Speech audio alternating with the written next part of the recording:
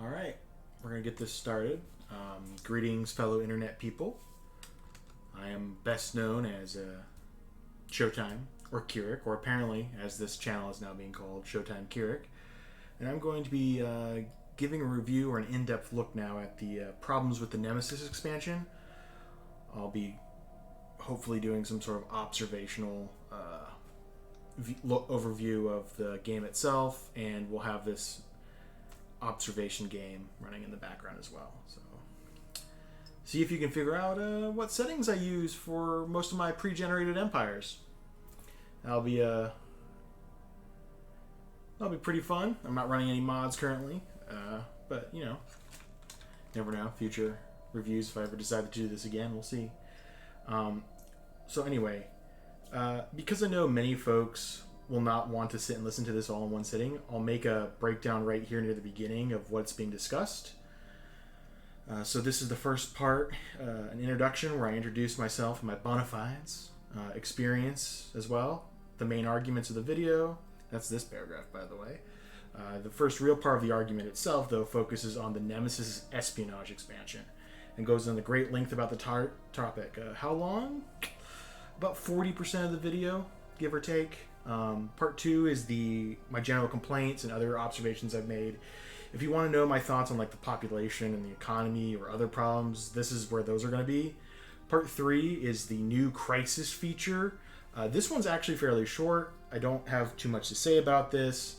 I just see a lot of missed opportunities more than actual direct problems with this piece of the content. Part 4 is about the custodian empire features and that are implemented, and my various observations about some fairly straightforward issues with the empire type stuff. And again, there are some complaints, and it's mainly about just basic design itself, right? So it's pretty straightforward. Part 5 is the crux of what I'm trying to get at with this argument, which is that I discuss basic paradox design philosophy and grand strategy design, and I also talk about how sort of the writing and sort of design has changed very recently with the Stellaris expansion, but also Necroids to some extent. Like, what I'm trying to get at is, has anyone else noticed that Stellaris is kind of writing themselves into a corner with a lot of their content, where they're like, we don't want to let certain people do this because we can't conceive of that being done in any other different situation. Part 6 is going to be my compliments portion, which is that there are some things that I do actually like and I think is kind of cute or interesting. This is going to be unfortunately depressingly short, but it's there and I do want to contribute something positive. And then there's the conclusion section, right? So, you know, this is a long one. So if you wanted a short video, unfortunately that's not going to happen. So with this Nemesis expansion, this feels like the team has bitten off more than it could chew. They just released Necroids, and then they have decided to make an expansion pack. Or perhaps they're working concurrent with Necroids, but the thing is that the current working environment is not optimal, right? There is the COVID pandemic, and whether you believe it's real or not, it's irrelevant. People are working from home, and if you have been working from home for any reason, either for school or for a job, you should realize that that's not necessarily the optimal working environment for a lot of people. And perhaps making a very important feature like espionage may not have been a wise decision to do. And I can safely say now that after playing this, I haven't even paused this. Oh, I'm so mad. It's even after playing this for so long, I can say for certain that there's a lot of missed opportunities here. It just they didn't have the right environment perhaps to work on this, and I feel that there could have been done more. More could have been done. And what's even worse is that given the situation, they could have swerved. Right? They could have done other types of content. No one forced Paradox to make the espionage system what it is. And it's kind of like a self-owned to some extent. It's very unfortunate that's what's happened here, but you know, they could have made a content pack that just Origin and Civics, right? That would have probably gone over pretty well. We've never had anything like that, and I think that there's a lot of appeal in sort of the role-play aspect of the game that's not being properly utilized by the developers. Developers / Paradox employees, if any of you are listening to this, it may sound like that I'm going to rail upon you for however long this video takes. And to be clear here, that is kind of what's happening. Yeah, I don't want you to walk away thinking that there's no hope ever. Many of you have been working for this game for a while and have made some very good features. Others are new, and that means you can bring all sorts of new ideas to the table, new ways of doing things. There does need to be some extent someone upsetting the balance, right? So that's always welcome. The problem is that this was sort of a communal failure by the entire team, top to bottom. And I don't mean to attack anyone personally on the team, but clearly there's just a fundamental failure in the design process and its implementation. For players who are afraid that I am attacking a thing that they love, just keep an open mind. You are my greatest ally, whether you know it or not. I am attacking this thing out of love, right? And a desire to see this game continue to succeed and hold broad appeal. After all, why would I want to spend time writing however long this is going to take and recording it just because I hated it? This is sort of the idea here, is that I want to make a review or this video discussion to sort of point out these are problems. This hurts the broader appeal of the game. People might have a harder time getting into the game, and those are paying customers who would then pay money to Stellaris to then continue to buy expansions. And making features like Nemesis has doesn't really encourage customers to continue to invest time into the game. Unfortunately, this is going to have to be a brutally realistic assessment of these changes in order to demonstrate that fact, which is going to be a little upsetting. Again, if you just love certain aspects of this game like I do, it may be a little upsetting, but just think of it like this. Your goal is that you want the game to be better and you want more people to enjoy and love the game, and that means that the game needs to be profitable over the long term. If it's profitable only like for this expansion, then every expansion after it, no one buys anything. That's not good because you get the point, right? Like the goal is that you want the game to be consistently good and not have these weird fluctuations. I'm rambling, sorry. Anyway, so on to me. I love talking about me. It's amazing. First, I'd like to point out that now I finally have a good handle on Nemesis. After recording 2 prior versions of this, I finally just sat down and wrote an essay. It's about like 10,000 words. I'm still ad-libbing a little bit here and there, and there's sort of a guideline rubric I'm looking at, but that's why, I might sound like I'm rambling a little bit, and to some extent that's happening, but I do have a general guideline or rubric that I'm following. So, I'd like to think that I'm doing an okay job with that, at least. Next, I want to point out that I have about 2,900 hours in Stellaris at this point. So keep that in mind while I'm talking here. This is not me going, oh, I hate this game, it's bad. I wouldn't put nearly 3,000 hours into a game if I thought it was bad. Like, I love this game. I enjoy it a lot, and there's various things that make this game interesting to me, and lots of things that I find annoying. But generally speaking, I'm experienced, and I know sort of what the basic design principles of the game are, and I support those principles. But what I'm trying to say here is that with this expansion, I feel like it makes the game less fun. It kind of ignores the principles of trying to avoid micro-intensive features. It's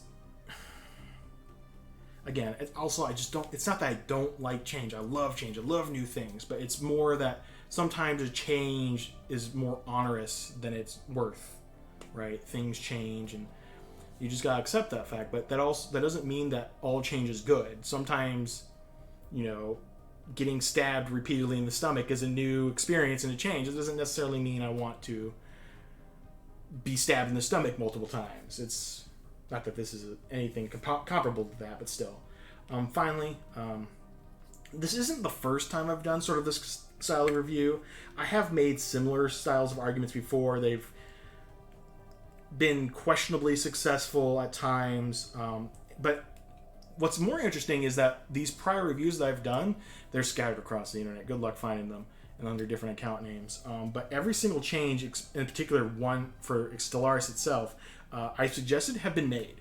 And that's not saying that I have like the ears of the developers or something. That's more me noting obvious design decisions that were questionable, and then being like, this is not a good principle or design. There's a reason why this is not good. Here's the reasons why. Here's the changes that probably should be made to make it. And then those changes were implemented. Again, don't have the ears of the developers. It's more that I'm noticing the changes that a good designer would notice, and then suggesting the changes that would probably be suggested. I'm not saying that I was one-on-one for everything. Like, there's some things I pointed out that I thought were terrible that just cannot be changed, unfortunately. But I'm at least aware enough of what's going on that I can sort of point these out as a designer and go like, hey, this is what you intended. This is not what's actually happening. It's not fun. Blah, blah, blah, blah. I should actually get into the part where I'm discussing the expansion now instead of just rambling on for about 10 minutes about myself and what this entire thing is about, right? So let's get to it. Just final last thing. If I use thinking words, I tend to use like curse words. So, like your ums and uhs. I tend to use words like fuck and shit a lot. So there will be some cursing. I apologize for that. It's not me trying to be like asinine or anything. It's just me using those as thinking words. So please be patient.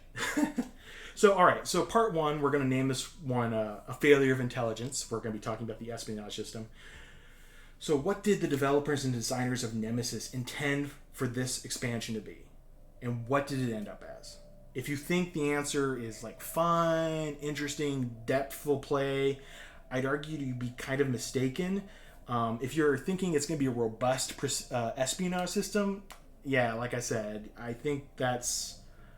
To say that's in the same room as like the Hearts of Iron espionage system is overly generous. Probably not even the same city. And, you couldn't even make that argument that it's even close to something like EU4 or Masters of Orion 2, right? Like, and those are very bare bones espionage systems. And there's a lot more going on, and they're a lot more useful than what this is. And that's pretty stinging, because I'm sure many of you have played EU4 and Masters of Orion 2 and know what those espionage systems are like, and why that's unfortunate. That I think that's way worse than that. Now, I know what you're thinking. The espionage system is a good idea, and, I'm willing to concede that Stellaris eventually is going to need an espionage system, and it needed one. But this was not the right time to do so, as I said earlier, and I hope that this video will support that fact. Because you see, after, like, the Apocalypse system, various important social and economic elements like this that the espionage system could hook into were removed. So that something needed to be added to make the espionage system more easily able to hook into things. But there's nothing for it to hook into easily. So you have to create an entirely new system or something, or you can do what Nemesis did, which is you don't really hook into anything, which is unfortunate, because they didn't have the time to create a new system apparently, and they removed the old system that could have worked. It's very annoying. But anyway, so for example, I want to continue on this point. There's no discrete way to mess with rebellions or organize a mass revolt. Factions have been fairly toothless as of late as well, but it needs like that kind of system for espionage to really be effective. And instead they hook it into the sort of diplomatic and galaxy discovery itself, which is very annoying. I know it's a new feature and that's what they're doing, but that's not espionage. As you'll find out as I'm arguing, it should not be connected into that. I really got to ask, like, seriously, like, before I even get started, if you imagined an espionage system in Stellaris, is this what you thought it would be, right? Situation log. Oh, updated. Lovely. I guess no one actually knows about each other. But would you actually think that the way the espionage system is currently implemented, is this what you think it should have been? Because I'm really confident in saying that you probably did not imagine that the espionage system would be like this, right? Now, again, to some extent, it does make sense on paper. Espionage is about discovering the unknown of another nation or another people. First Contact's about discovering the unknown about another nation or another people. But But the instant you translate a person's language, the ideas of borders and boundaries and diplomatic entanglements become a pretty important and repeated point of conversation between governments and peoples. That's just something that people will want to communicate. This is what I consider mine, and this is what I consider yours, and we're going to debate about that. And yet the espionage system is so happy, as it is currently, to hide that information because, again, there's just nothing else to hook into, right? At least on the surface. Like, they could have done something else, but it's really frustrating. But let's talk about how espionage basically works in real life, right? Imagine being a part of a spy organization, right? You're in the CIA or MI6 or whatever organization you want to be a part of. Who cares? And you want to gather information, right? Like, how would you gather information in another country to gain access to information that people don't want to know about?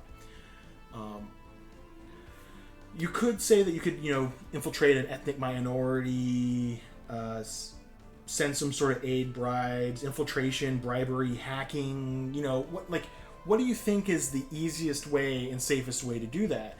And if you came up with anything besides literally just like send a dude with like with a visa and like sit him in that country and have him like buy newspapers, you're overthinking it. The easiest way to get information on another country is just to consume their media, right? You just buy their newspapers, watch their various media presentations, even their state-issued statements. You just gather all that information together and you look at it, right? Like, you could just basically get publicly available documents for very little money and just have people read them and research them and just learn what they say. You'd be surprised at what you can learn from that. And the thing is, none of it's really illegal, right? This is not an illegal process that you're doing because, again, it's publicly available information. And everyone does it to each other all the time, right? It does not require a formal embassy to just buy a newspaper or, watch a TV show, right? And what can you see in these papers? Alliances, economic indicators, enemies, political ideals, the importance of various policies and information based on their placement within the paper. No need to bribe an economist or talk to a bureaucrat when this stuff is just publicly available. It's out there. You only want confidential information when you're going to risk this crazy shit. And the thing is that a lot of the stuff here that I'm going to be talking about is not confidential information, right? You want people to know where your troops and ships are. You want to know the approximate numbers of them. You want people to know what your diplomatic entanglements are. I'd be surprised, like, if your nation, all your people's nation, learned out that they were guaranteeing Belgium. That'd be really weird, right? Like, you tend to say these things aloud. Even secret alliances that you tend to portray other nations in a more positive light, you can kind of pick up on it. But we're not even going to cover secret alliances quite yet. But like, think of right now, where are our ships in the world? Like, where are the navies patrolling? Where are militaries deployed? You can get that information super easy, and it's not illegal. It's not hard. Is the problem, though, that I'm getting at becoming apparent here, right? Because the system is designed like this, not because it was a good idea, or because it properly respected how reality works, but because they couldn't figure out, by they I mean the developers, couldn't figure out how to design a separate system for the espionage mechanics to hook into. So they hijacked something else. They hijacked diplomacy and like basic information that you would know about other people instead. There are no new tables, no new sheets, like no new forms of intelligence that actually provide espionage, like information that people don't want you to know. It's just basic shit, and it's very frustrating. Obviously, the stuff was all, and the worst part is this is all publicly available before. If this actually was hiding information, new diplomatic information that what we never seen before, this would be completely okay with me, right? I would be chuffed. But this is all stuff that was available before. They're hiding old features behind this terrible new mechanic. Anyway, so let's break it down. I'm going to go by point, right? So we're going to go. Some of these are good. Some of these are not so good. We'll figure it out. So number one, we're going to start small here. Double dipping duty for envoys. I do not understand why we couldn't have spies or why envoys are even a thing at all. There could have been jobs. Like, there's so many other ways this could have been done. And the problem is that now you have to create a system where envoys, like, you need more envoys to do spying. It's just a fact of life. And so now there are ways to get more envoys, and that actually has negative impacts elsewhere in the game, right? Because you have too many envoys. Number 2, first contact intelligence is overly limited. Ask questions of yourself, like how do governments collect basic intelligence, and what does that intelligence tend to represent? Again, this needs its own point on the list because again, it's not hard to get this intelligence. Even like the most xenophobic empires, like you can just bribe like some really poor dude to like buy you some shit and have it sent to your place. Like, it's not, you can get it if you need it. There's lots of ways to get around sort of xenophobia and stuff, like from like active espionage attempts to sort of bribery to, planting or whatever, right? It's possible. It is possible. It's way more easy than the micro that's required for this, which is very annoying. Continuing. But by hiding this information, what's happened is that it's basically effectively broken a map mode, right? So the diplomatic map mode just no longer works. It doesn't provide useful intelligence or any information unless you have basically full intelligence on everyone, which is not likely unless you have basically reached the end game. Remember that this is a game that is pushed to have as few map modes as possible. So that means that the map modes that do exist have to be incredibly useful, right? And so the fact that there's now a map mode that just doesn't work most of the time betrays sort of one of the very basic premises of Stellaris, right? Remember when they told us that we're not going to include lots of map modes because lots of map modes, it just bloats, and you need to make sure that your map modes are concise, consistent, and good. But we just broke we broke one of our 5 map modes because of the espionage system, right? Like, basic design philosophies are being ignored here because they're trying to sell something that really needed a lot more time in the oven, and this was not how to do it. I also want to point out here, like, this is such an important map mode because of the fact that the galaxy is procedurally generated and the empires are randomly named. Think about how annoying it is to, like, figure out, like, who does this guy know? Like, who does this guy know? Like, I want to point out, right? Like, I'm an observer. I should know everyone's alignments, right?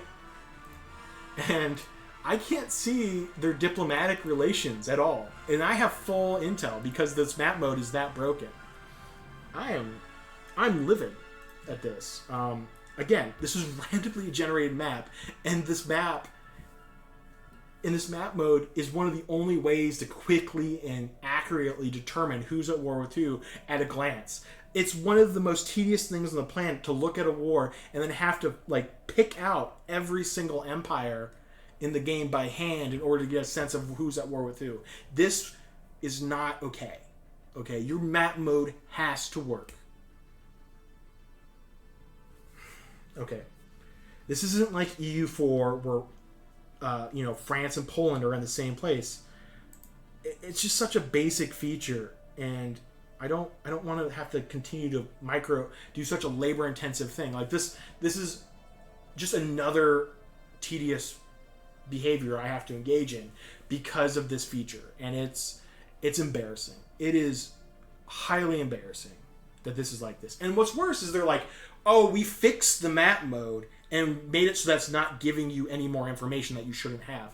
That's not fixing. That's breaking it even more. What are you doing? How is it that you don't understand your game this much?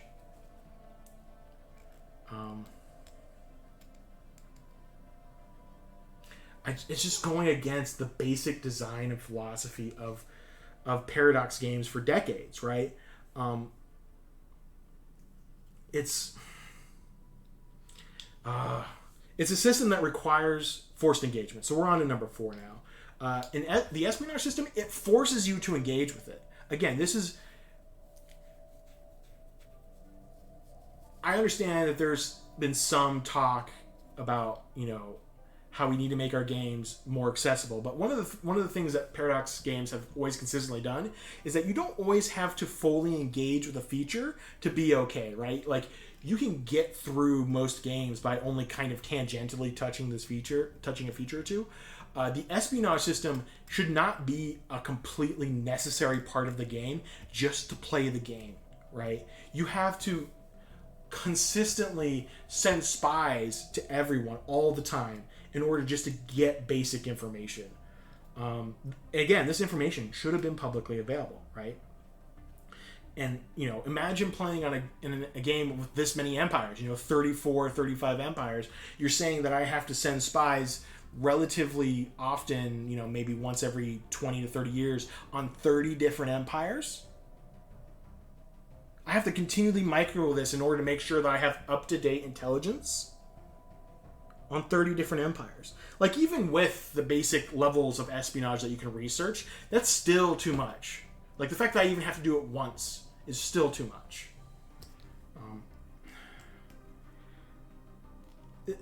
I gotta repeat, this is going against very basic design principles that has always gone on in Paradox games, where, like, take a look at the new Hearts of Iron 4 developer diary about tank designers that just came out. There's a paragraph in there where they talk about the fact, like, hey, we know that you might not want to, like, get in the nitty-gritty and design your tanks by hand, so we're going to include features that make it, like, basically almost automatic, so that the game will start designing your tanks for you based on presets and shit, right?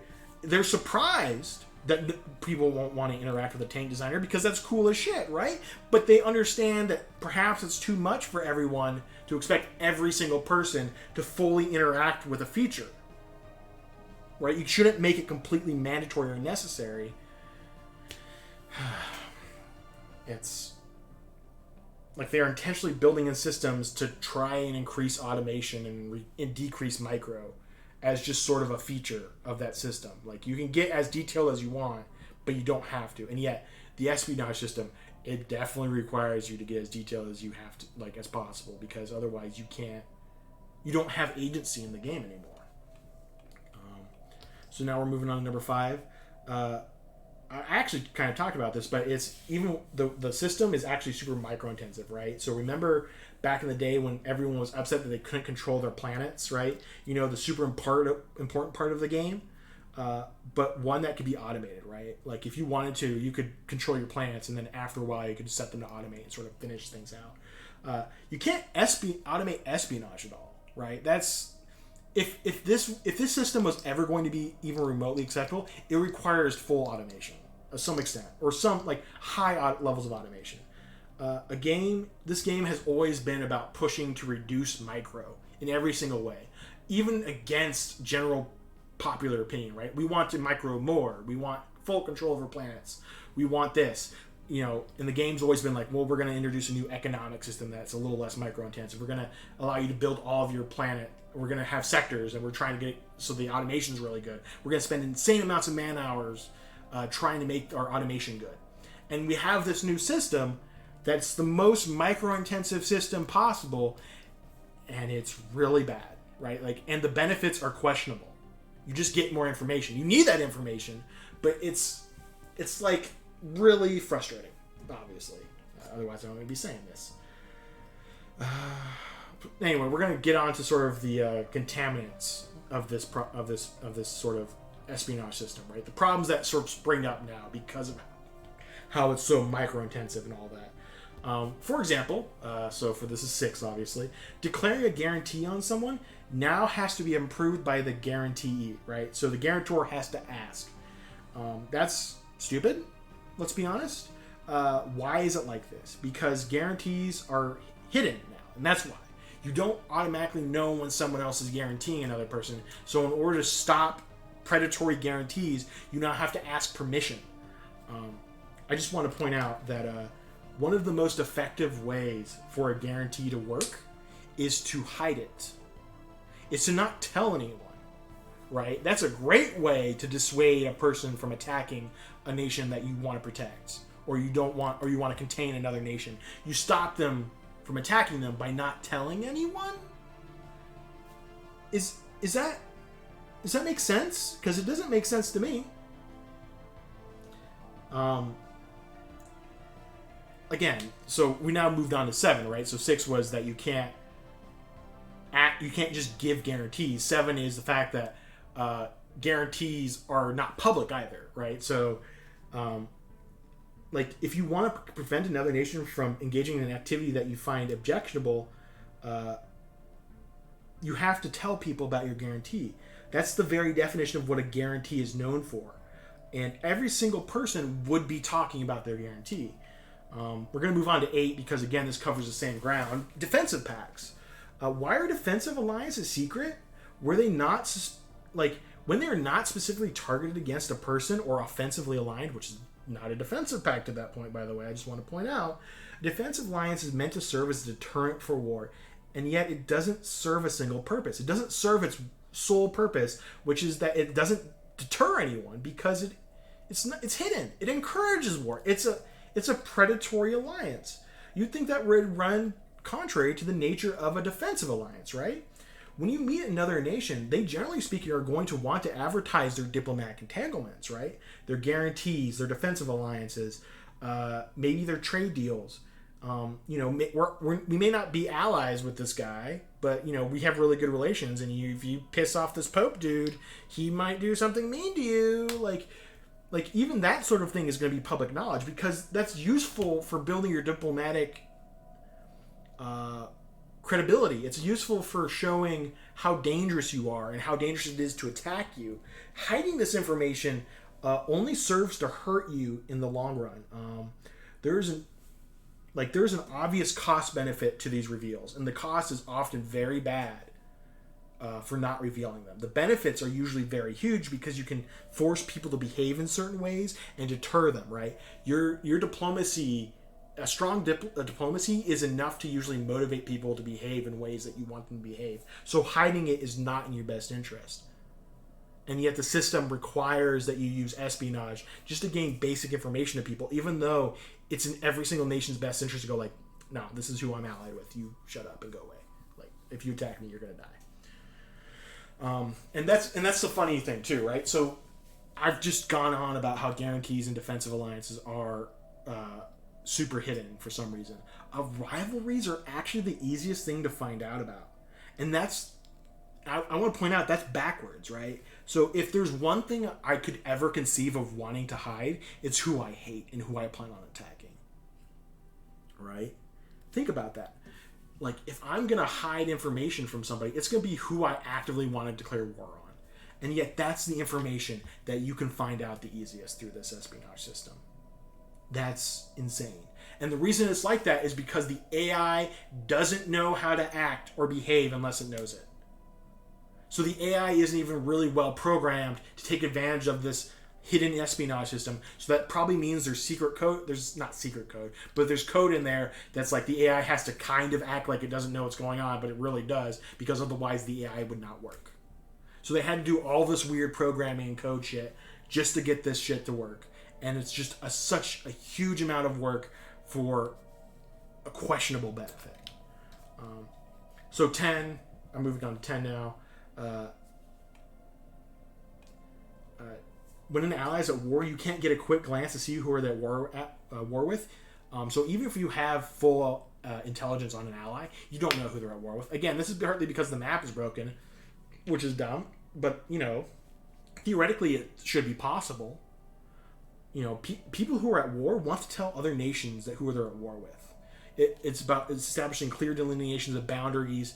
You don't want people to interfere with your war. You don't want them to assist your enemies, and you sure as shit don't want them to hurt you.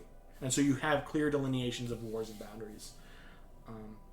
Especially if you're fighting for your life against a fanatic purifier, it's probably like in everyone's best interest to know who's at war with, who they're at war with. So it's very important that this game establish a clear picture. It's so important. I've had empires that have literally been genocided who could not give me a clear picture of what they were fighting. The map mode was broken. They were willing to give me this information, and they just couldn't. And it was, oh my And this was not sort of like I didn't know this empire existed. I could literally see the empire that they're fighting. I just wanted to know, like, hey, do you have a fleet? How much alloys do you need? Oh, I can't tell what your fleet power is, so I don't know if me giving you 5,000 alloys is really going to help or not, you know? I mean, it will always help, but there's always a scale, right? If you've gotten to this point, which is number 11, you might just say, just send spies to people. It's not that hard, right? Just to get the basic intelligence, I pointed this out, 30 empires here, right? I have to send spies to 30 empires, and that's, with a broken map mode just to get basic information, it's still not going to work correctly. This map mode is still not going to work correctly, even if I do just send spies all the time. But think about what you're asking me to do is that you're just asking me to engage in some of the most tedious work possible for very little benefit. And again, I also have to spend energy to learn about like where planets are, and I have to do that with 30 different empires. Do you realize like how expensive that is? All right, number 12. So we're going back to the topic of envoys, which is again related in how it's impacted the diplomatic system. Part of the contaminant problem is that the spying system has now impacted negatively the galactic community. It's not hard getting 11 envoys now as a non-xenophilic empire without diplomatic corps. So that means with xenophil and diplomatic corps, you can get 15 envoys pretty easily, and that's 150% bonus to your diplomatic strength is ridiculous, and I think that should have been looked at and been like, yeah, it seems like too much. Maybe we should have done the envoy thing as the spy thing because we want to give players more envoys. So we're going to give anyway. 13. Because the system is so important for gathering very basic information through a very dumb means, to be clear, the system as designed cannot have a defensive element. You can't defend against basic information gathering, so you can't attack people's spies and stop them from getting just basic information to play the game, right? You can't stop people from figuring out what your tech level is because otherwise they might not know, that you have an alliance. Do you see how this one problem has sort of contaminated the entire espionage system? Where we've tied in such a crucial element of the game to such a poorly thought out system that now it can't even be a full espionage system at this point. It's just a bastardization of what we think one should be. You can't. You cannot defend against espionage. You can only have passive defense. It's missing a very basic feature because the game is trying to break questionable new ground. And this new ground, like every single person in that development studio who wasn't working on Stellaris could have been like, nah, I understand what you're saying, but that's not going to work. It's not a good idea. So because it can't have a defense system, because you have to use basic information gathering, you can't have a useful system then, because you can't defend against a powerful espionage attack. So the system, by definition, now has to be useless, more so than it already is. Like, I haven't even gotten to the parts where it's useless, like truly useless, and already the system is defanged. It can't work in hindsight. If there's any argument to be taken away from this, it's this one, right? That the fact that there's no defensive system implemented into the espionage system shows that the espionage system is not a good idea. The way it was implemented was never a good idea. Because if there's no ability for the player to have agency in their own defense, then you can't have real effects in the offense. Is that making sense? Imagine a system where your opponent could build fleets, but you couldn't. So what the game decides to do is it decides to make it so that fleet power can only be like 100. Like, you can only build star bases in this example, by the way. You can't build fleets. And so what they decided to do is that they just made fleets have 100 fleet power, or be basically worthless. Because otherwise it would feel unfair that certain empires could build fleets and you couldn't stop them with your own fleets. Or you couldn't stop them for any reason at all. So it's All right, 14. We're going to move on to the operations now. What you'll note is that outside of the systems that it hooks into, the operations themselves are of questionable value. Some have edge case uses, obviously, and many seem to justify the existence only of itself, right? None of them do anything remotely worthwhile consistently, and that's part of the problem. And there just really isn't big bang for your buck. Like, there's no operation that I could ever conceive doing that's been like, aha, this is the one thing that flipped the entire fight the other way. There is one that gets close in theoretical situations, but it's so edge case, and even then it's not going to be completely useful. Oh man, you've been watching the gray screen this entire time. I'm sorry about that. But we're going to continue. And again, I also want to point out that I haven't even gotten to the operations until this point, right? I've just been talking about basic design principles as the game is currently in. Imagine a grand strategy game in your head, right? So think about what the word strategy means. Can you literally call how things stand in the system so far grand strategy? You don't have full agency over diplomacy at this point. You don't have full agency as an actor. You can't defend yourself. Is this really strategy? And the answer to that question is no. It's not. It's not strategy at all.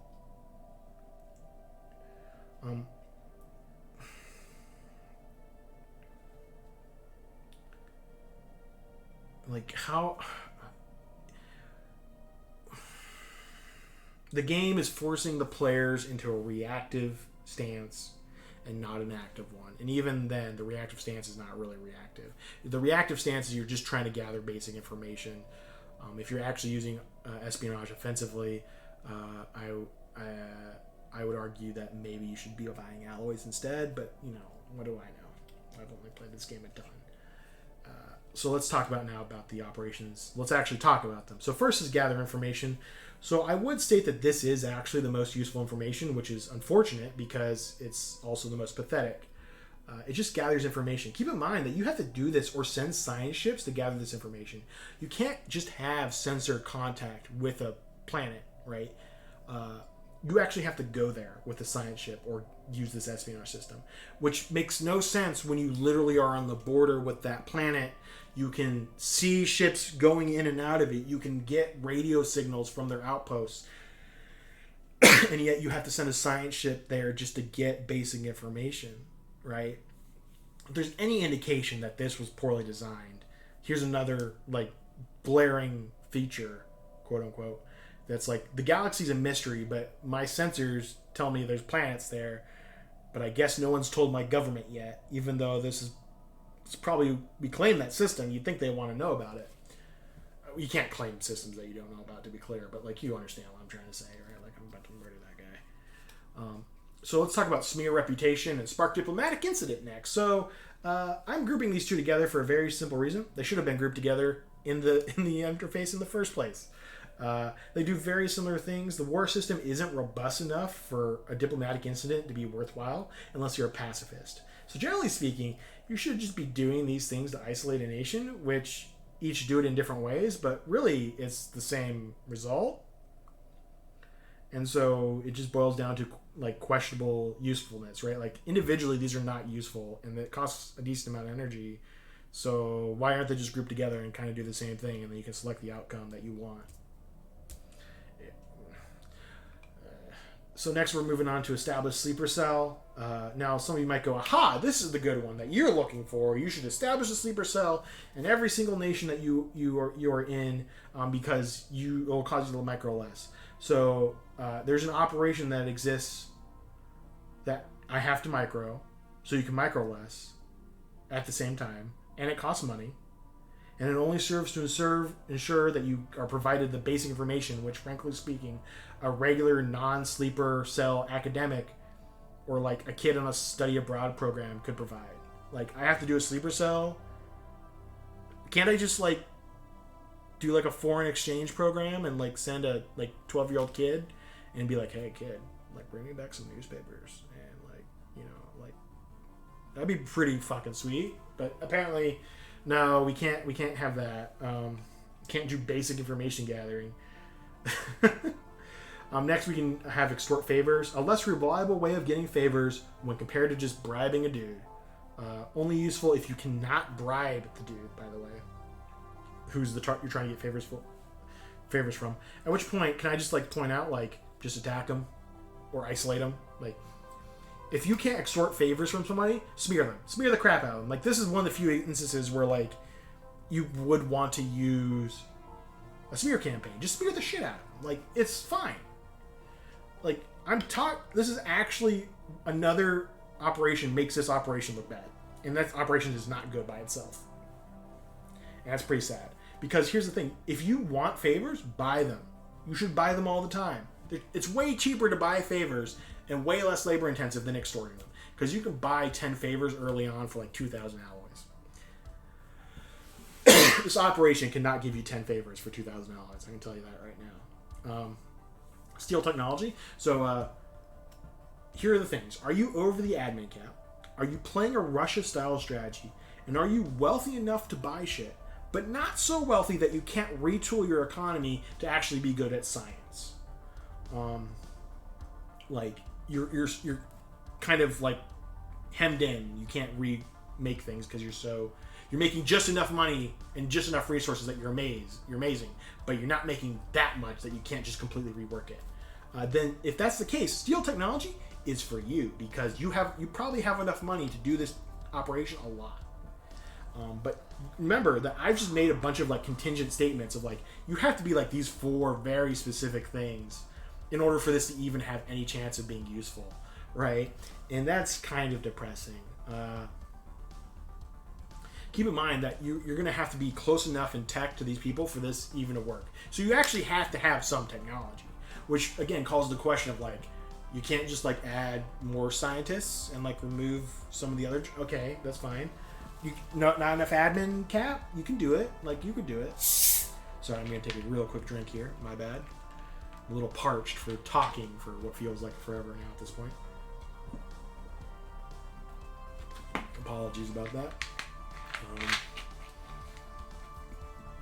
Next one is Sabotage Starbase. So the thing about Sabotage Starbase is that this is probably one of the ones where I can definitively say like, yeah, okay, this could cause a major problem for somebody, but you know, it's so edge use case again. Like, you have to have a border with someone that you hate.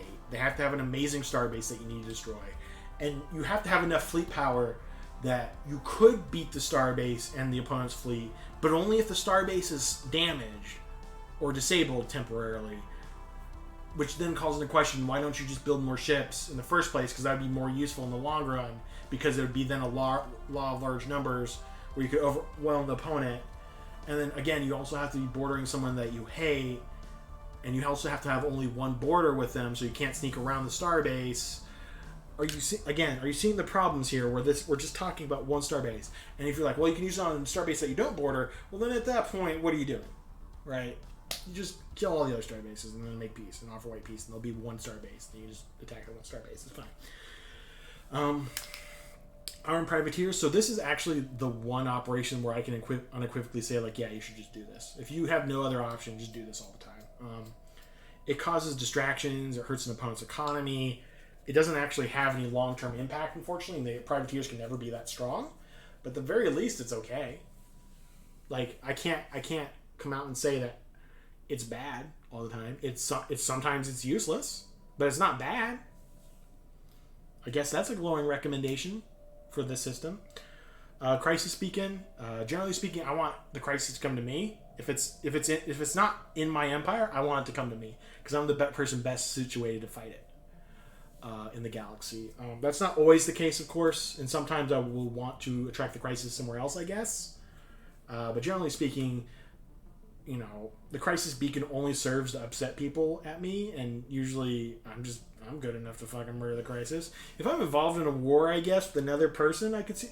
Again, we're talking weird edge case scenarios where I somehow am completely unprepared for a crisis that's oncoming towards me, and you know, again, for new players it might be useful, but just lower the difficulty, bro. There's nothing shameful about lowering the difficulty. Imperium target seditionists in Spark Rebellion. Target seditionists is useless because it's way too easy to improve Imperial authority. Spark rebellion is useless because it doesn't lower Imperial authority; it only sparks the rebellion. If it was reversed, if it was somehow reversed, where if you target seditionists, you could postpone the rebellion. That'd be amazing. If you could then spark a rebellion, or if you could lower Imperial authority through an intelligence thing, that'd be great. Because as it stands, it's way too easy to get Imperial authority really high, and it's just way too you don't need more help to keep Imperial authority high. The AI is never willing to even if it's in the AI's best interest. If the AI just tolerates you, they're willing to put up with high Imperial authority. It's ridiculous. So again, I've talked about all the operations at this point, and hopefully you've noticed the pattern. They're all marginally useful, almost like the entire feature wasn't exactly really fleshed out. Think about it like this: if this was all you got, how would you feel if you wanted an espionage expansion in your game? If this was the only feature in it, just these operations, no diplomatic stuff, none of the other problems in the game. This is it. This is the entire espionage features. Is what these 11 operations. It's real bad. It's real bad. They had to do something else. They had to. They had to hook into something else, and they hooked into the diplomacy system, and it's hurt the game because of it. Remember, they spent an enormous amount of time on the last expansion pack making this diplomacy feature game thing, and then they broke diplomacy immediately after it. It's insane. You know what they could have done and said? I'm going to postulate here about some ideas that could have been done with espionage now. We're no longer complaining. This is not in the game, if that's clear. Hopefully you realize this is not in the game about what I'm about to say. They could have just made better plans, and they could have portrayed and centralized information in a tab, right? So, for example, information that could have been portrayed is alloy-producing planets, ratio of weapon types, ratio of defenses, faction influence, which factions proportion in the Empire or on specific planets. You could have given that kind of information. And if the player has access to that kind of information, they can then make intelligent, pointed operational decisions on those specific pieces of information. And because that kind of information is the sort of thing that other people can get, you can behave in certain ways to counter that, right? So, an operation that might target opponent's missile production, so that missile systems cost more, well, you just redesign your ships to use less missiles. Or, maybe you work on martial law to stop people from, rebelling. There are ways to counteract some of this stuff that wouldn't require a defensive system, but would allow for one. A defensive system now would work because the player now has information that they can act on and systems that they can see, and they can then hook the operations into that information as it would be portrayed to them. Again, and with this information in hand, you can do some dangerous stuff, right? If I know where your top alloy producing planets are, a Russia strategy becomes much more dangerous, right? I know where you are going to basically be enduring, and if I can make a beeline straight for that planet where your alloys are being produced and just siege you down, you lose. All of a sudden now, I have information that I actually want to protect that could get out in the world, right? It's not defensive alliances, but where my alloy producing planets are. And the AI could have had this access to this information too, which could have been useful for them, right? You could have been hey, if you use the espionage system to learn about a planet or something, you should know how to act on it. You could prioritize attacks on planets that seem valuable, and the AI would have information on those valuable planets. It took me 20 minutes to think of this system. Granted, I took a week to write this script, but still, once I thought of this, I was oh yeah, it's really easy. But now you have all sorts of things that you can hook into and make it work. Multiplayer wise, think about how dangerous that sort of espionage would be. Oh, it'd be amazing. It'd be so cool. But no, the way it's currently designed, instead it just takes away features that were already in the game, and hides that information from the players as much as possible. And again, it doesn't make any sense. And, again, I want to use some real life examples. We know that Germany declared war on Poland, and they tried to hide that war, and no one knew about it, even though we all could figure it out really easily. If we wanted to, it would be the Germans are far more interested in hiding their sources of production, their factory locations, where their various production facilities are, the exact dispersal of their forces. That sort of how much ammunition, that's the sort of thing they would want to hide, not the fact they're at war. To be clear, secret alliances have been used, by the way, and they should exist. But again, that could have been included in the espionage system, but it's not there because no one can defend against it. So, given what I've just stated, my examples and sort of real life examples, can you honestly say that what we got instead was worth it? Is this for the better? Is what we have for the better? I'll argue emphatically that the answer is no. It just is not. It's not worth it. It goes against basic principles of paradox design. It's a mockery of espionage systems in general. The game has done worse in almost every single category because of the espionage system when compared to fellow games that have been worked on at Paradox. Again, I use EU4 as an example, and that's bare bones, stripped down to the core. But it's easy to interact with. It's not labor intensive. You know what you're getting into. I mean, just knowing a country exists means you know who they're at war with. It's not like rocket science. Oh my gosh. I'm using EU4's espionage system as something for Stellaris to strive to be like. That's how messed up this is. If you play both games, you know that's not a good sign. That's how bad things are. So now I'm going to move on to part 2, which is other stuff. I'm going to finish talking about espionage for now. I could keep going on, but I don't know how long I've been talking about. Probably an hour or so now. So we're just going to move on. The other stuff was part 2. So everyone's hung up on this population bullshit. I find this kind of problematic because, again, there's a bigger other problem hanging over it. And I do want to point out that, to some extent, this change kind of needed to happen. Pop values got way too high. Habitats just kind of broke things population-wise. And so the game was experiencing huge amounts of slowdown. So I understand why they did it. What I don't like is that they took a hatchet to how population works, and they didn't really do a good job of explaining how it works. It just feels like this sort of stuff is really ruining the pacing of the game to some extent.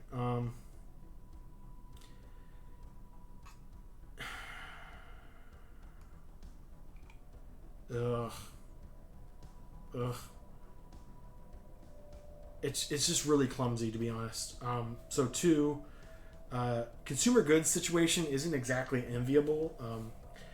It's hard to make a good example of this, but imagine you built 5 consumer good factories and then 5 industrial districts. Again, these are not the same thing. It is harder to build districts than factories, and sometimes vice versa, right? So it's not exactly apples to apples all the time, but it's close enough. And you get this situation where you need more jobs. You need more. Let's say you're out of district spots, or you're out of building spots for your civilian factories. If you were to upgrade your civilian factory, if you were to build just one civilian factory, you now get 5 jobs on those industrial districts, whereas you would get 3 jobs or 2 jobs on your upgraded civilian factory, right? So everyone's complaining about the fact there's too many jobs out there, and here's a situation where the system as designed tends to create wild fluctuations in the amount of jobs as designed. That's very frustrating for me. I'm sorry about the coughing. That's very frustrating. It's just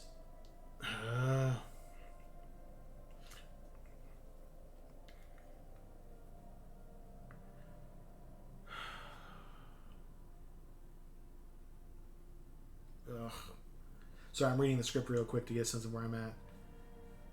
Alright, so we're going to move on to 3, actually. So, we're talking about alloys now. So, alloys are now harder to get more than ever, especially for Void Dwellers. To some extent, this is fine for normal empires, but what if you're like an Emerald Perfection Void Dweller that's spiritualist and xenophobic, right? Seems like they're a bit boned. You can't really build factories or alloy factories. You can only get minimal alloy production because in order to balance it, they didn't want to make it so that you could just turn all of your habitats into like alloy machines. But the problem is now that ethnic playstyle is basically no longer like functional in that system, and it only took like 5 seconds to think like, man, it's really annoying playing Void Dwellers right now. Oh, this would be really bad if I couldn't build robots and couldn't expand and didn't like other species in my empire and basically could not engage in diplomacy with anyone. Oh, that's really bad. Like, no one thought about that at all. Like, no one had that moment of time where they're like, this system really hurts. Like, a lot of play styles, unfortunately.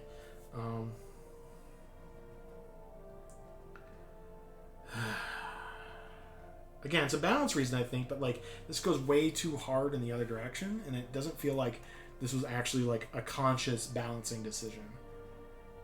It feels like habitats were an afterthought to the industrial districts, to be honest. So what is one of the coolest things, we're on 4 now, about Stellaris? And to me, that's race customization, right? It's making your own unique alien race with their own origin and that sort of stuff. And yet this expansion includes no civics, no origins, no traits. So unimportant and backed up. Oh, so unimportant and tacked on is the espionage systems. The developers didn't make any like features to hook into it for like traits, civics. There's no new civic that's like make the espionage system better because the espionage system is useless. They know this. I suspect they already know this, if that's not clear.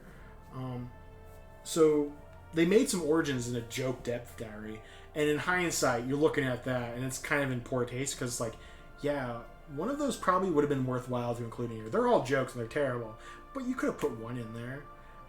You could have made some new ones. Like, this is a game about customization and roleplay. Lean into that. There's a broad market appeal for games that have strategy but roleplay elements added into them, and yet your content hasn't added any new roleplay elements.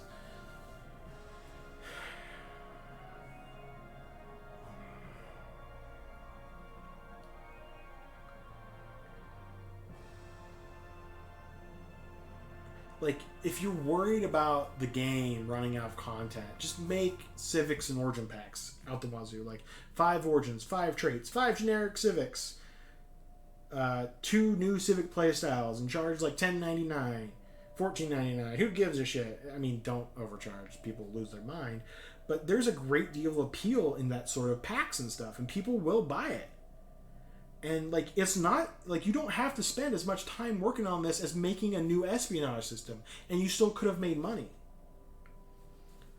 You know, these little additives are really useful in helping flesh out your game and add depth and add new playing styles and new ways of customization. Not everything has to be an S-tier civic, of course.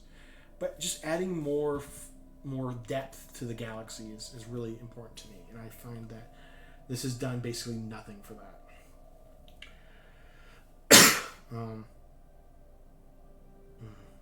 Throw in a new Crisis 2. That'd be great. 5. We're on the 5 now. Science ship fatalities are crazy again. It's bad. Back in Apocalypse, this was something that I pointed out was terrible. And unsurprisingly, they fixed it almost right away. But once again, players can now again lose science ships. Somehow, I think that the people who figured out that players losing science ships all the time was really frustrating, and they have left the team, and now there's a new team who has not learned this lesson. It's really frustrating to just randomly lose science ships all the time. I understand that in hostile pre-contact, you can attack people's science ships with no military vessels around at all, and they just click a button and your science ship just disappears. Getting attacked by amoebas was more tolerable than just having somebody click a button because they're cynical and evil and just destroy a science. Like, that's so dumb. It's so dumb. It's not fun. It doesn't make any sense that I can just destroy another person's science ship with no military ships around. Like, the requirement is not that I have military ships nearby. It's the requirement is that they don't have military ships nearby. That makes no sense at all whatsoever. So 7, the new war system continues to show its limitations. This is the war system introduced by Apocalypse, by the way. War exhaustion is just completely broken. This is probably due to the fact that you have a system where the AI is forced to pretend like it doesn't know what's happening, even though it does know what's happening, but it doesn't know what's happening. So the war exhaustion is not working correctly. The only reason why the game is still functional at this point is because somebody implemented a system where the AI will always capitulate at 100% occupation. If the Empire has any sort of buffs to preventing war exhaustion, they will basically never get war exhaustion. It is not uncommon for a near full occupation of certain empires, and they'll have 18% war exhaustion. They have no fleets. They have no planets except for one. They have no star bases except for one. And they have 18% war exhaustion. What are you talking about? How is this even something that can be implemented into the game? It's not even a war for their survival, right? It's just a war to incorporate that empire into the Galactic Empire. It's insane that's even how that works. If your war exhaustion system is that broken because of a feature that you added, maybe don't add the feature. I'm surprised. So we're on to 8 now. I'm surprised the Galactic community has not had a timer pass over yet. The fact everything takes the same amount of time is ridiculous. Not all topics are equally controversial. Now, you might say that this isn't a proper place to put Federation features into review, but I want to point out that a number of Federation features were changed at this point, or stripped out. And yet, the most important part of Federation has basically remained unchanged, except for adding new features, to be clear here, since then. And it needs a passover. There's a difference between passing buzzword standardization and, high-level diplomatic crap. Let's say, astral navigation, or what's it called? Greater burden, or the greater good, or some shit, right? The high-end workers' rights versus the low-end trade one. There's those should not take the same amount of time to pass. They shouldn't. At a certain point, there needs to be some sort of timer that's hey, by the way, we're getting further in the game. We need to cut this shit down, because a game only lasts 400 years, approximately 300 years. There has to be a point where we look at the stuff and go there's just too many shit to pass. It's not really possible to do diplomacy very well unless you are severely dominant. And at that point, is that really diplomacy? No. There needs to be reform or something implemented to fix this. It's ridiculous. 9. So what did they change, however, is the fact that you can't. So one of the things they removed is that you can no longer convince empires to change Federation types through favors. This is kind of upsetting because this is the thing they decided to change. It's one of those changes that just kind of slipped in there. They didn't really talk about it. And I can kind of understand why they made the change. There's a discussion, perhaps, of it being exploitative, that you can sneak into another Federation and then change the Federation type and then leave if you have enough favors. To which I say, there should be a negative malice for the AI. They will always vote against that, right? Or something, right? If you're a new member of the Federation, they should vote against changing the Federation type. They should not have just removed this feature. That's silly. Seriously, what does it gain the game by stripping out this feature? And the answer is nothing. It just takes away player agency. 10. Why is there no automatic process for first contacts? There's stuff for espionage, but there's no automatic process for first contacts. Anyway, back 11. So going back to the Federation thing that I just talked about 5 seconds ago. You can't spend favors to change federations because that's exploitative and broken. But you can still spend 2,000 alloys to buy 10 favors and basically turn most of your neighbors into your vassals if you're just strong enough. That feature's still in the game somehow. Um, like, I understand why you want to keep it in there to some extent. It's really fun to just expand really fast and it's easy. Um, but like if they're worried about it being unbalanced, this is the thing that's unbalanced. This is the OP thing, not that.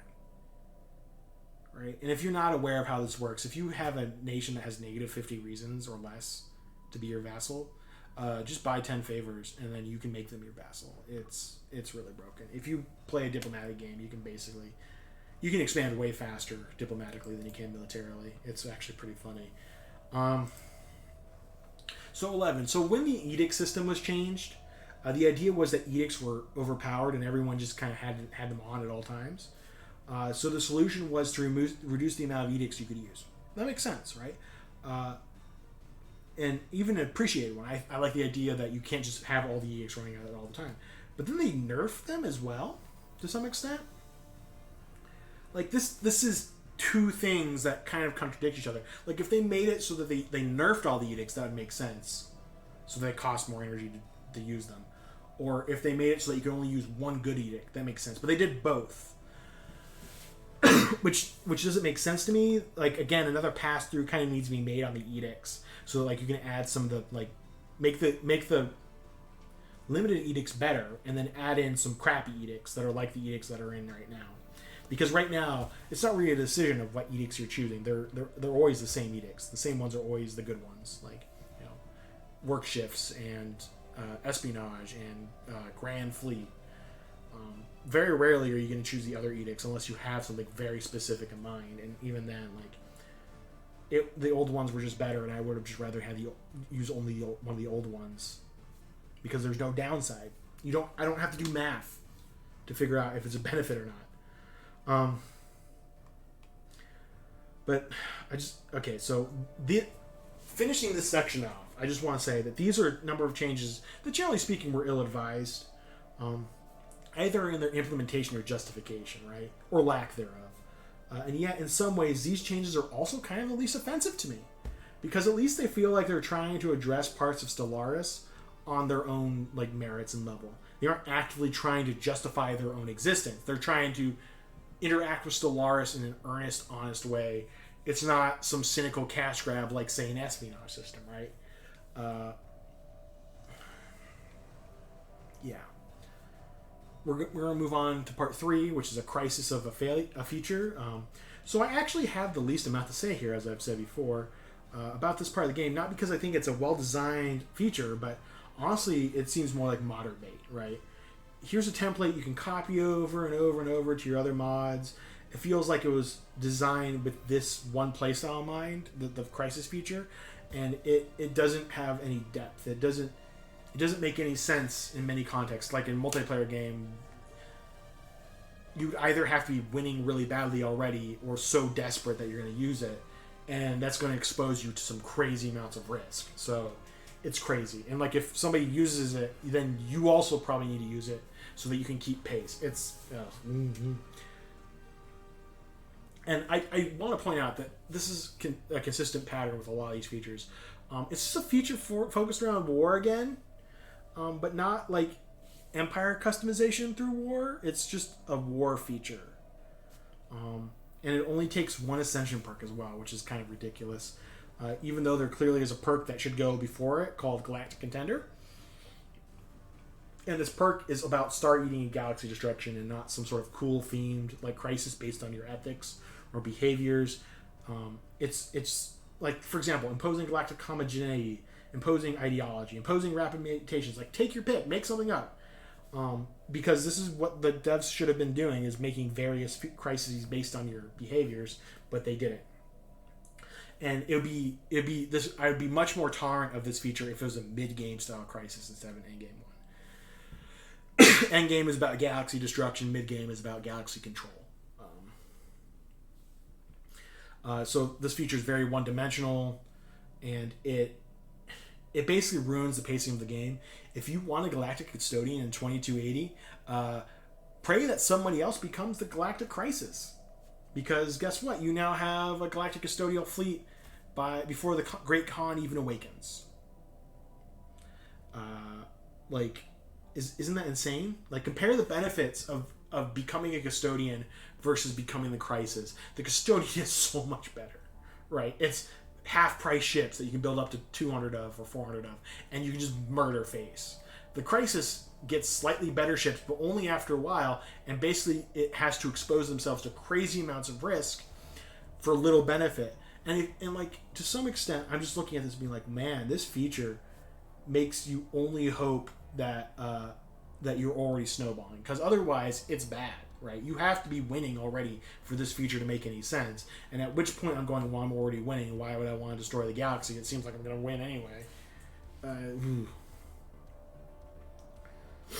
Like, the custodian provides you more real power from the get-go. Now, there are some people who might say with this feature, I just want to win. I just want to be the evil guy, right? And to some extent that makes sense. And the galactic community can suck too. There's just nothing shameful about turning the difficulty down, bro. Like, turn the difficulty down. If you want to just win and feel like you're winning all the time, make the game easier. There's nothing shameful about that. I've effectively already destroyed and controlled the galaxy multiple times. This feature is a one-time playthrough for me, right? Like, I'm gonna get the Star Killer, do it, and go, okay, that was cool, and never do it again, because what does it do that's unique or different from anything else? And the answer to that question is nothing. There are civics that do what this does, except there's more restrictions, and it's more interesting to work around those. This doesn't add anything by itself, except for a Casus Belli and other shit. Sorry, my throat's really parched. I've been talking all this time. And, like, this is not a feature that's about making an interesting galaxy. It's a feature about destroying the galaxy. And it's... can you understand how this is a little upsetting, right? Like, a paid feature 2 is exclusionary in design. I want to talk about this as well, right? So, you can't be a xenophile or pacifist with this feature. And while to some extent that does make sense, why are we restricting ourselves here, right? You don't have to make it like that. If you had made this crisis less about murdering the entire galaxy and about something else, you could have made a more generic crisis that could reflect the ethics of each empire, and it could have had a more broader appeal, right? This doesn't have to appeal to the mass genocidist player. It can appeal to all players. The genocidists can still hook into this, of course, if they want. But what about all the other players who don't want to destroy the galaxy? What does this feature do for them? Oh, it's only about upsetting the pace of gameplay and basically making it so I can win the game in 2280 if I get lucky. Oh, that's great. I love all tension in the game being removed because I basically got elected the custodian, 80 years before it was normal. That's an amazing feature. Right? Okay, we're moving on to part 4. Cleaning up after the custodian. That's a terrible joke, sorry. So now we're on to my favorite part of the expansion, which is the custodian and the emperor. But there still remains a number of flaws. Ignoring the fact that the custodian is basically electable really early on if the right things happen.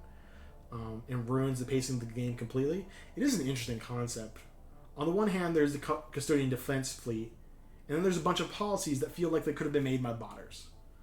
Still, technically, they are pretty cool. The major feature, though, lacks a lot of unique mechanics. It's just a one-dimensional feature. You get a defense fleet. It's a Federation fleet. Okay, but where's the rest of the features? They're behind the Galactic Empire. Which just begs the question, like, why can't the Galactic Custodian do half the shit the Galactic Empire does? Why can't the Custodian declare a crusade or, like, an incorporation of the community? Like, you can pass stuff like that. It makes sense, right? That a custodian should be able to do that. But it was not implemented because of reasons, right? Far too often, I feel like Paradox games are trying to appeal to sort of the more baser elements of our psyche. Like authoritarianism, xenophobia, murder, blah, blah, blah, blah. Because nowhere in history has there ever been a radical militarist egalitarian nation. Or some sort of like crazy xenophilic empire. Or some radical, powerful pacifist empire that has had outstanding crazy effects or culture or something like that, right? Like, it just feels that they're totally betaken with sort of this xenophobic behavior, and there are other people who want to play your games, guys. You don't have to self-select your audience this way, right? Sometimes it's nice to have a broader base or more features for some of the shit that isn't like, I want to rule and destroy the galaxy, right? Ugh. The custodian, like, just put in the perspective, the custodian basically has 0 unique features compared to the Emperor. The Emperor can do all the shit the custodian can do, but the custodian has nothing unique going on for him except for the fact that he can step down from power. The Emperor can't step down from power. He has to go out fighting. But let's talk about the Emperor's, unique stuff. He has Imperial Crusades, Imperial Incorporation, various Senate proposals, Imperial Centralization, Imperial Military, Imperial Censures, gifting, Imperial Trade League thing. It just feels like you can see the fascination that the developers have with sort of this romanticized authoritarian stuff. And besides the fact that's kind of problematic, like, there are other people who want features in your games, and maybe you shouldn't just force yourself down these weird rabbit holes. Open the game up, guys. There's a broader base that you can appeal to. Anyway, moving on to the actual list. So 1, you can declare Imperial Corporation wars onto people who cannot be incorporated. This should have been noticed and addressed immediately, like the fact that you can just declare war on like a genocidal empire. And they'll go, nah, I know you won the war, but no, I'm not joining. And the thing is that there are some empires that would prefer these proposals. This made it into the game, and xenophiles like these proposals.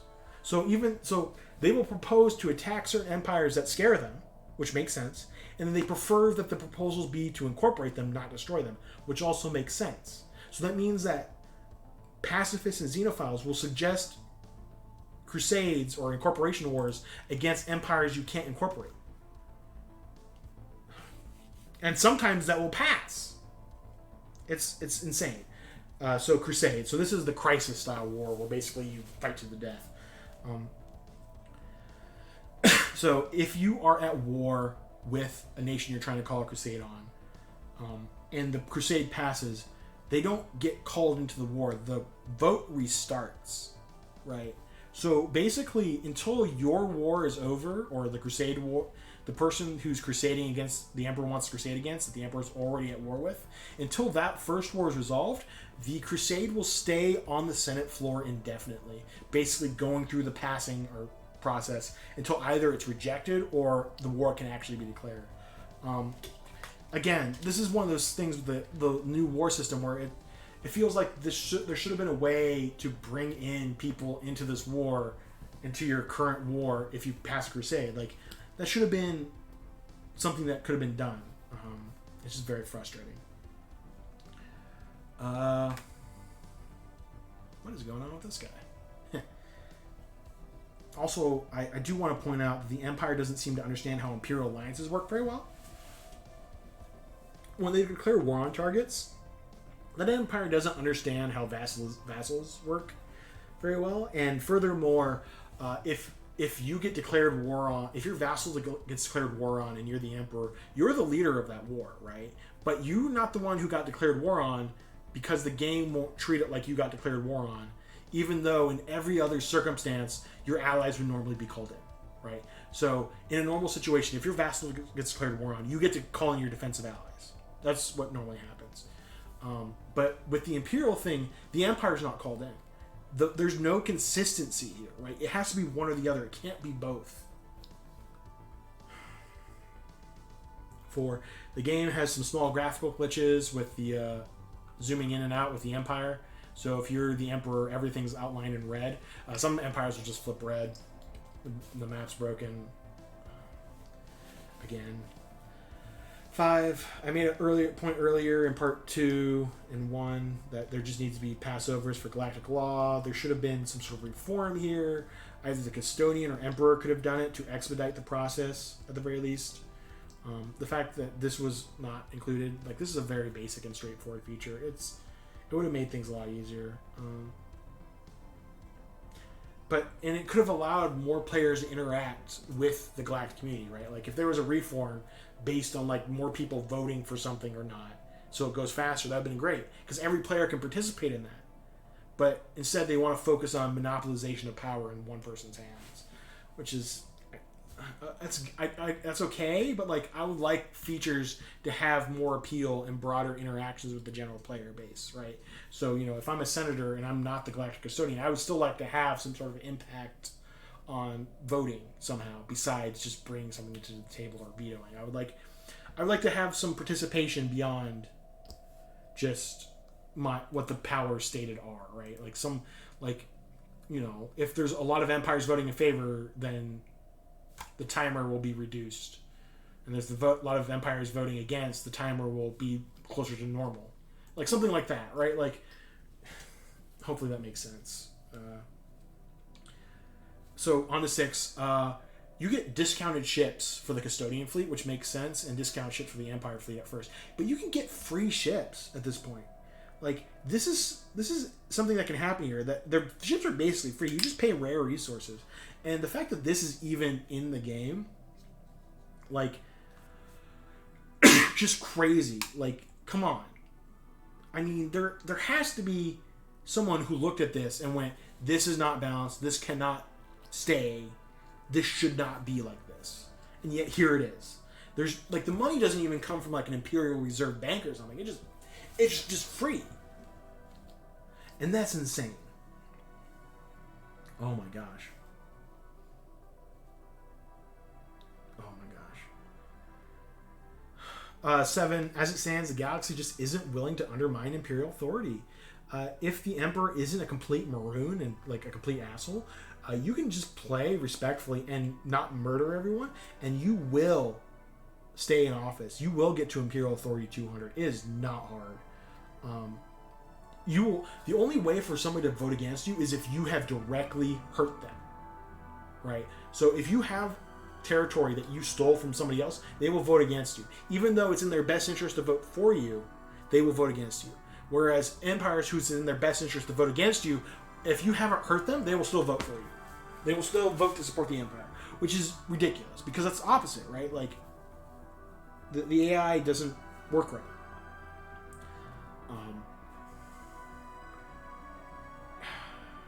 It just feels like there's a lot going on here that just needed another pass through. There's a lot of features here that need a little bit more depth. Maybe some policies like an Imperial Bank or something. Like, not Imperial Bank, but like a Custodial Bank or a Galactic Bank. Like, some features for the Custodian would have been nice, right? That would have been great. Anyway, so moving on to Perk 5. There just feels like there's either a lack of design focus or too much focus. Like, it's both somehow. This isn't so much a complaint about anything in particular. It's just an observation in the change of design philosophy that the game is sort of being undergoing. This is like intentionally restricting certain aspects and playstyles. Like, this is just as much a Necroid complaint as Nemesis, but like, there's no reason why some of these things are restricted the way they are, except through how they've specifically written things, right? And the thing is, writing is nebulous. The author can change what they're writing at any time. Like, you can change the story. It's not hard. You can do it. But they've gone down these rabbit holes, and because of that, they're self-selecting and sort of ostracizing certain playstyles because of reasons. And it's like, you realize that if you make content that not everyone can participate with, you're basically forcing certain playstyles into a certain means, and it doesn't make sense. Like, there are certain playstyles where you can't, like, the fact that you make a galaxy destroying thing, like, obviously pacifists can't do it, but it didn't have to be a galaxy destroying thing. You wrote it like that. It was written like that by the developers. You obviously, the listener, probably did not write that, unless you did. Let me know. No one is forcing these people into this corner, right? No one's forcing the developers into this corner. This isn't like a Fnatic Purifier Civic, where by its very definition, it kind of has to be forced into this corner. But even then, there's still a lot of room to wiggle, right? There you can be xenophobe, spiritualist, militarist, like some combination. But it just feels like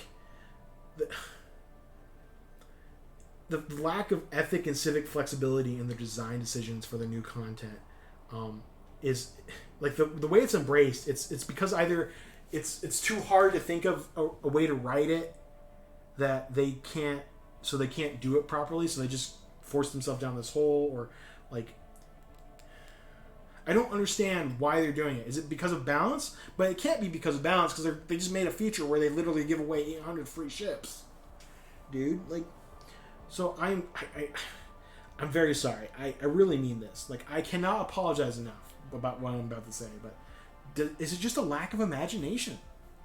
Like, or is it the reverse, that you're just going so far down this weird rabbit hole of like, oh man, this is gonna be so cool, that you can't like stop and look around and be like, hold on, why am I making this feature like this? What if another player wants to kind of engage with this content but doesn't want to be like exactly like this? I should make it so that more players can play with it. Like, you know, like are they going too far? Again, I'm very sorry. It's very annoying. So we're going to move on now to part 6, what I like and what I'd like to see more of. Now, I do want to inject some positivity into this review. I do. And so I'm going to try and force myself to make a list of everything that I loved or liked about this expansion and what it's doing right. Obviously, it's not going to be a huge list, but I'm going to try. I tried to include some stuff. If it's not clear from my Custodian and Imperial discussion, I do like that content. I just think that there's a lot of missed opportunities here, but what was implemented was interesting, and it wasn't as super exclusionary as I wanted. Like the fact that I skipped a part where I want to talk about the Empire. So sorry, I'm gonna go back a little bit. I'm very sorry. This is a professional recording, obviously. With the Empire in particular, the fact that the Emperor can only be Fnac authoritarian and it strips away all of your civics. No one forced you to do like that. Like, I understand why you want to make it more authoritarian. Fine. But no one forced you to strip the civics. You could have kept that in there. You could have made some weird playstyles possible, right? Like imagine playing a fanatic egalitarian shared burdens who becomes the Emperor and then gets to keep the shared burdens. That'd be crazy.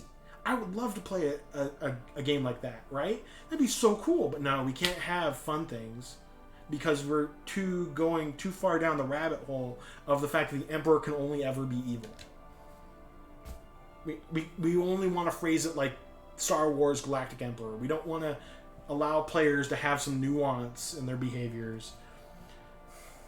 Anyway, back to being positive. Number 1, I do like the Emperor and the Custodian. That content's good. I just wish that it wasn't so restrictive, and that there was just more of it, and it was more detailed and depthful. 2, the pop and economic growth changes. They were necessary. I wish again that they didn't implement them so poorly and explain them so poorly. But generally speaking, I think that they were necessary and a good feature. Like, we have to start moving in this direction. Playing on huge galaxies like I do all the time, the population was just out of control and something needed to be done. There were some civic alterations. They were made. Those civics are still not very good, but you know, at least there was some alterations to civics. There was nothing new, but at least there was an alteration. So that was nice. Is that what I'm really at right now? Just saying that a change isn't bad, and I'm at number 3. I am genuinely trying to wrap my brain here. I want to be nice. I do. I genuinely want to say some nice things about this. I want to keep supporting and being supportive, but everything has just some sort of... It's so contaminated. Like, everything... I feel like I have to make backhanded compliments, and it's really upsetting that I can't just point out something and be like, this is good. This is lovely. I love it. It's really upsetting, guys. Like, it's sad. And because you guys are developers. You guys are skilled. You can do good work. I know you can. You just bit off more than you can chew. I'm sorry. You could have done better. We both know you could have done better. We all know that you could have done better. I thought of one. The art department. The art department has, as always, knocked it out of the park. They really are well inspired. I like the new artwork. It's very nice. I think that the icon and decal designs are pretty nice, even though many of them are in service to some bad stuff. I've just always been impressed with that work. I wish the Imperial ship set was better sort of spaced, because if you have a fleet power of 800 Imperial cruisers or battleships, it looks ridiculous, but, you know, it's pretty amazing. And then, what else? Number 5. Oh, I like the fact that the successor Khanates will leave the Empire when you form the Galactic Empire. That's kind of cute.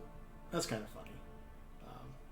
So yeah, you know, that's pretty nice. I would say that's a cute little touch. I wish there was more features like that in the game, honestly, where there's little behaviors and AI responses to things that are like, oh yeah, that makes sense, right? Like if there was more stuff like that, the game would feel more alive and more rational and reasonable. All right, I guess we're moving on to the conclusion now.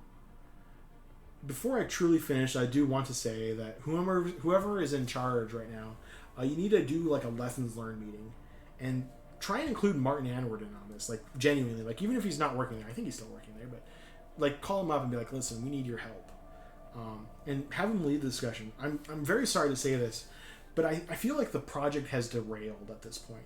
Targets are not being met. Quality standards are not, like, they're being missed horribly. Whatever measures you've made for yourself, they're not working. You're missing these targets by kilometers. I disagreed at times with Martin Anward's design philosophy, especially with Apocalypse, but, you know, at least we saw eye to eye on like 90% of the features that were implemented. Like, oh yeah, this is good. This is not as detailed as I wanted, but I understand that what you're trying to do, and I like it. What I'm seeing with this expansion, with the team as it's currently oriented, is flawed designs with questionable guidelines and very poor support amongst the broader team of Paradox itself. Like if you worked with them, you could have seen their content and grand strategy and worked with their design philosophies to help guide your own. And that clearly isn't what's happened here. I expect many changes will have to be made over the next year or two to address this problem, because the game isn't flowing well, right? The game doesn't flow correctly right now, which makes the game inaccessible. If the fact that the developers didn't see this from the start when they were playing this game, it's kind of a bad look, right? Consider how many of these problems are self-evident when I point them out. And like if you just think about them from a design standpoint, and if just tested on a larger map for any length of time, you could have found these.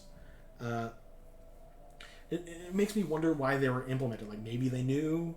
I can see the team forced into a corner, you know, forced to release something, but instead of trying to adapt to a difficult situation, rejigger expectations, work on something else, be like, hey, we can't do espionage, we can't do justice. They knowingly pushed ahead with an inferior product, like knowing it would be inferior, right? They could never create the system that they wanted, so they created something bad instead. And now they have to go and spend worthless man hours fixing it, right? This is man hours that won't produce you money. Because if you don't fix this, and I'm being honest here, if you can't fix this, what you get is a game that lacks broader appeal, right? Some of my friends who, you know, are on and off against Stellaris people, they were playing and like, oh my god, I hate First Contact. I hate the espionage system. They're like, I hate how tedious it is just to go through this stuff, right? I'm not the only one who's made this observation, because they just... I've just never seen a content pack so detrimental to a previous expansion. This expansion has implemented unnecessary diplomatic restrictions, hampers the flow of play, releases untested content, unfinished improvements, highly selective, self-selective content, by the way, as well on top of that, and further decreases player agency. And just to top it all off, these changes, as implemented, are flawed, but flawed in a way that stands in direct contradiction to previous experience and knowledge bases at Paradox. Their wisdom of their colleagues and their design principles, who work on games just like them, they were ignored. I'm going to leave you with that thought.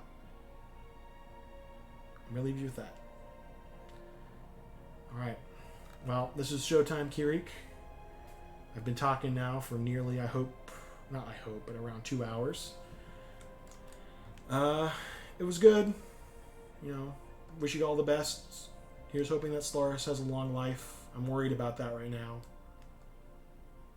Stay safe. Stay well. Stay happy.